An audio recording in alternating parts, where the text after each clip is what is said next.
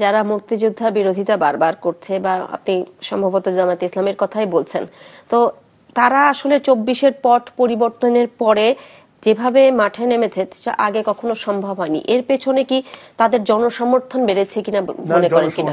এটা হচ্ছিল যে আমি আগেও বলেছি যে এগুলোর জন্য সব জন্য আওয়ামী লীগ দায়ী।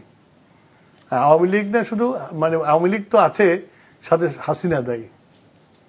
হাসিনা যখন বাংলাদেশের প্রত্যেকটা রাজনৈতিক দলের স্পেস বন্ধ করে দিল, বিএনপি তো একটা moderate Democrat party, liberal Democrat party, বিএনপির কাজ হলো ইলেকশন করা, মিটিং মিছিল করা, দেশের জন্য মানুষের উন্নয়নের জন্য প্রোগ্রাম দেওয়া, আমাদেরকেও স্পেস দিল না।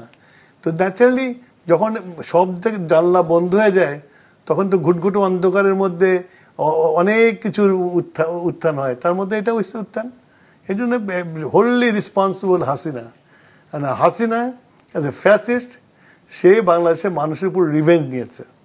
রিভেঞ্জ নিয়ে বাংলাদেশের মানুষকে এই যে 5 দিনের প্রায় 1500 লোককে মেরে ফেলছে, এটা হলো তার জিঘাংসা। সেটা সে করেছে, দেশ স্টেট পাওয়ার ইউজ করে এটা করেছে।